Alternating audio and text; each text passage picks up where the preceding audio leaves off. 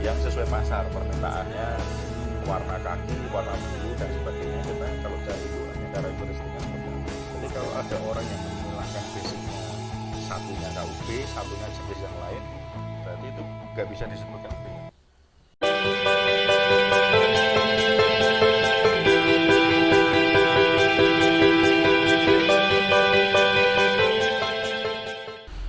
Oke, setelah genetik, kali ini saya mau bahas soal jalur bisnis dari ternak ayam KUB, Mas. Kan kalau pada umumnya orang ternak ayam kan ada yang pertama pembesaran, terus kalau kita ngomongin ayam merah telur, kalau kita mau ngomongin cetak DOC ya kita jalurnya indukan. Kalau menurut Mas Destu, semua itu bisa berjalan nggak di KUB? Kalau di KUB semuanya bisa cetak DOC, bisa jual telur, bisa dibesarin sendiri DOC-nya terus dijual kiloan daging, atau kalau yang lolos seleksi maksudnya secara fisik gede bagus itu dijual indukan, itu semuanya bisa sih kalau di KUB. Dan sepengalaman Mas Destu dari segi pemasaran untuknya khususnya DIY Jateng lah ya lokasi kita, dari berbagai macam jenis jalur bisnis itu semua bisa berjalan di sini. Kalau berjalan bisa ya, tapi kalau untungnya ya masing-masing orang sih.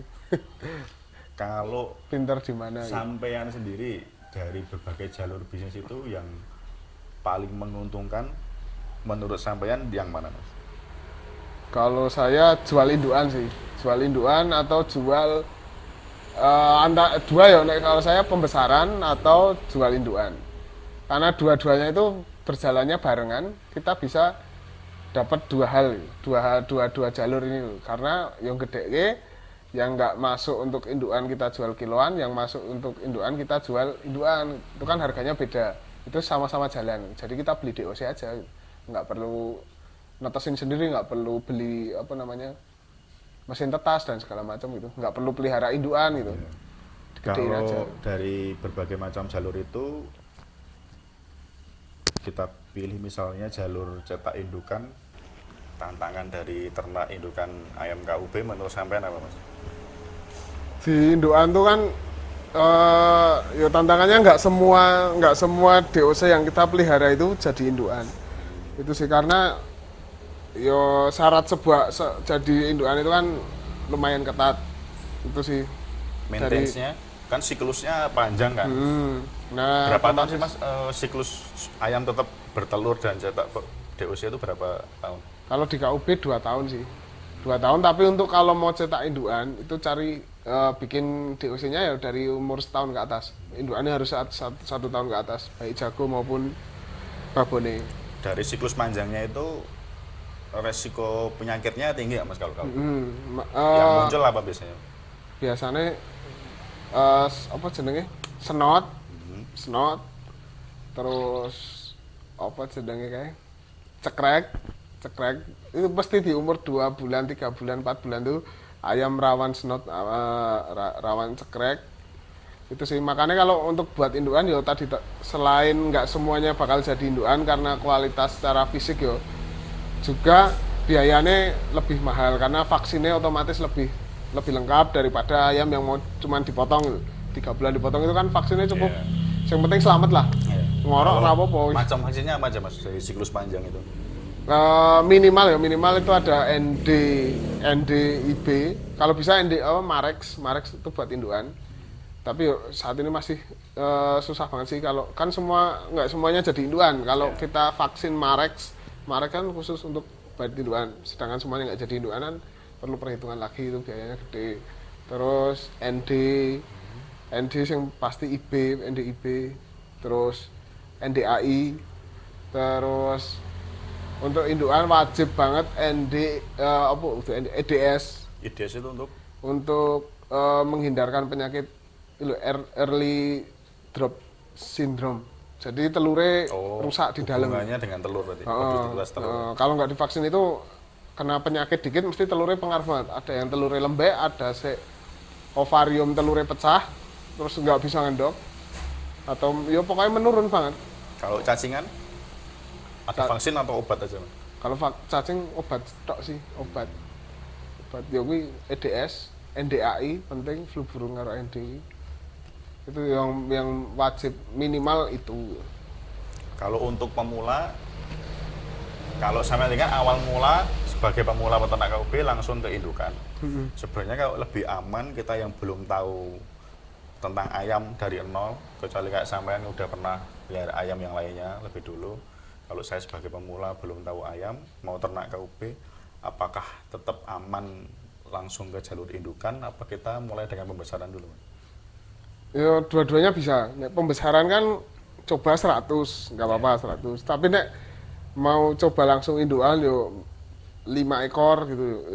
Yo nggak biar nggak bingung ngurusinnya yo 5 ekor. Satu jantan 5 betina kayak video kita pertama ya. 6 ekor, 1 jantan 5 betina. Ya mentok-mentok 10 ekor betina, 2 jantan. Kalau itu udah bisa jalan terus anakannya bisa digedein sendiri sampai jadi indukan lagi, berarti sisa lah, bisa lebih gede, lebih banyak ayamnya. Kalau tantangan di pembesaran, kalau saya sendiri kan melihat KUB itu kan karena mirip dengan chopper. Dari segi pemasaran, kalau mikir saya apakah orang bisa bedain untuk harganya antara chopper atau KUB? Lah itu jadi tantangan nggak untuk pemasaran itu? Caranya supaya orang bisa lebih menghargai karena harga KUB dan waktu pemeliharaannya lebih panjang. Ada tantangannya. Ya tantangannya emang itu sih, harganya sering disamain sama chopper atau ya harganya jadi di bawah ayam kampung, nggak dibilang chopper tapi nggak mau membeli seharga ayam kampung. Nah itu tantangannya itu sih. Tapi yo kalau kita rajin-rajin ke pasar, maksudnya kalau saya kan dulu emang dari kecil sering ke pasar hewan tuh sama bapak, itu sering diajak sama temen sering ke pasar hewan. Jadi ini ngomong karo bakul wis maksudnya ngerti gitu iki chopper carane ngeles chopper, carane iki udung chopper. Iki padha pitik Jawa ngono ya sering-sering main ke pasar sih memang. Berarti kalau kita jelaskan bakul juga paham bahwa ini ayam KUB harganya harus lebih tinggi, mereka paham juga. Yo kalau saya sih nggak pernah menjelaskan itu ayam KUB. Yo pernah sih sekali tapi dia ngomongnya gini, Mas Teh iki oke ngendoke iki luwih cepet. Tapi kan yo iki bentuk pitik Jawa atau dituku pitik Jawa wae piye yo nggak masalah karena memang harganya lebih baik sama dengan ayam kampung biasa, ayam Jawa lah nyebutnya di sini. Asal jangan chopper kan harganya di bawah itu. Chopper kan 35.000 aja udah tinggi ya. Kalau KUB itu minimal kita minimal jualnya 35, minimal 35. Kalau bisa yo ekoran bobot sekilo sih 1-2 itu 50.000 itu. 40 sampai 50.000 lah tergantung. Kalau jual KUB itu kan nggak kayak misal Mas Eno sih langsung oke dituku PT gitu kan. Itu kan jualnya dikit-dikit yo ekoran 40 sampai 50.000. Apa harus langsung ke pasar atau ada cara lain Mas untuk pemasaran? Nah, selain ke pasar nanti ketika di pasar itu menurut saya yo banyak sebenarnya bakul yang datang ke rumah tuh banyak. Dan bakul itu pun biasanya ada yang dikasih setor ke warung makan atau rumah makan itu. Itu sambil kalau saya nemunya dulu sambil jalan memang ketemu bakul yang cocok itu nanti mesti ada. Oh, jadi langganan ya ibaratnya. Kita main ke pasar itu bukan hanya untuk jual, tapi kalau kita bisa ngobrol, cari kontaknya, bisa jadi bakul langganan juga. Kalau jalur Facebook efektif nggak Mas untuk pemasaran? Kalau Dari jual kiloan daging, kita iklan di grup Facebook. Kalau Joper itu kan dan jantan konsepnya kan kita post di grup aja kan, bakul udah pada komen tuh. Hubungi WA ini, hubungi ini, harganya nanti dirembuk di WA. Kalau KUB itu berjalan nggak? Kalau KUB saya beberapa kali berjalan, tapi beberapa kali yo ada yang nggak cocok itu yo ada sih. Tapi bisa lah iklan di Facebook tuh mesti laku. Cuman yo memang nggak seperti Joper atau pejantan sing nyarinya banyak ya. Misal kendalanya itu malah gini loh Mas. Penjual tuh nyarinya banyak, 200 ekor misalnya. Apa pembeli bakulnya menyarinya 200 ekor. Sedangkan kita pelihara KUB misal cuma 30. Kan tanggung banget. Nah itu. Dan skala peternak KUB memang kebanyakan ya 100-200 ekor udah banyak ya Mas? Udah banyak. Kalau dari jual indukan di grup Facebook, kayaknya saya lihat di grup ayam KUB Indonesia kan banyak tuh yang jual indukan. Ya. Kayaknya lebih efektif, bukan lebih efektif, terlihat efektif jualan di Facebook. Kalau menurut sampean, kenceng nggak itu trafficnya jualan KUB di grup Facebook yang menurut saya induan? Sih, paling kenceng nih induan lewat Facebook sih, karena ya memang saya yang beli itu emang kebanyakan dari Facebook. Kalau enggak dari YouTube lah, YouTube channel saya atau jenengan yang sering posting ada saya mesti tanya ke saya. Ya memang dari Facebook atau YouTube itu sih. Nah, kalau kita ngomong kunci dari pemeliharaan KUB, kan ujungnya kan biar ayam sehat nggak sakit. Kalau menurut saya kuncinya dalam pelihara KUB itu faktornya apa yang paling penting, Mas? Faktor pertama itu, nah aku utama tapi ada dua ya. Ya. Pertama kualitas DOC-nya. DOC-nya minimal kita terima tuh sehat. Ya lemes-lemes rapopo tapi nggak berak kapur, nggak berak darah, nggak wis mangap-mangap. Yang penting lemes rapopo, yang penting sehat. DOC-nya bagus lah istilah itu. Jelas belinya di mana. Datang kondisi sehat. Kedua kandangnya. Ya memang ya kandang syarat utama sih nggak bisa ditawar menurutku. Memang jatah ayam kita nggak bisa manfaatin bekas rumah buat jadi kandang misalnya kayak punya saya itu ya memang banyak masalahnya awal-awal dulu karena kandangnya nggak standar. Kandangnya yang penting itu tadi sirkulasi sama alasnya kita nggak becek, yo cukup becek sih nggak jangan lembab, udaranya lancar. Jadi faktor utama sih itu. Kalau terakhir prospek bisnis ayam KUB, kalau menurut Mas Destu prospek kedepannya tuh gambarannya seperti apa? Apakah masih menjanjikan atau semakin banyak orang yang ternak KUB akan mengalami overstock kayak Chopper atau gimana menurut Mas Destu?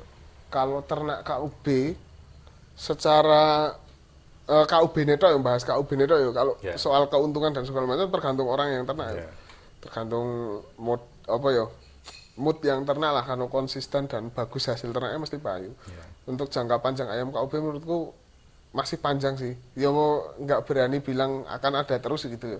Maksudnya rame terus enggak, tapi potensinya masih panjang lah. Soalnya ayam KUB itu produksinya sekarang tuh di Indonesia nggak ada yang mampu produksi seminggu lebih dari 20 box. Kecuali BPTP mungkin ya, tapi kan BPTP nggak jual ke umum ini. Nah, ya itu karena masih langkanya yang menetaskan masih kalah jauh sama Chopper. Misalkan Chopper kan 20 box itu kan sekali Pak sehari bisa. Satu hari ya bisa satu orang netesin 20 box 2000 ekor itu gampang. Kalau KUB belum ada, jadi memang peredaran KUB itu masih sedikit walaupun sekarang ramai gitu ya, itu masih sedikit. Kalau penyebarannya satu Indonesia sepengetahuan Mas Deto apa udah merata apa masih di Jawa aja? Masih di Jawa aja ya, soalnya kemarin saya ini ada ya, tapi di TikTok saya bahas KUB, ada yang bilang kalau dia itu di daerah ayam Taliwang tuh loh Mas. Dia itu ambil ayam KUB dari Jawa, dijual di lokasinya untuk ayam Taliwang.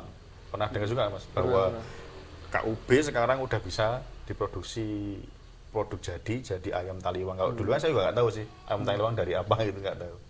Udah pernah dengar Mas? Ayam Taliwang sih itu dari ayam kampung, memang ayam kampung. Dan cuma sekarang mereka konversinya ke KUB gitu. Ke KUB karena memang di ayam Taliwang ini NTB, Lombok. Ya, sekitar Nusa Tenggara. Nusa Tenggara itu kan memang mereka orangnya budayanya makannya ayam, kalau nggak ayam kampung nggak mau toh.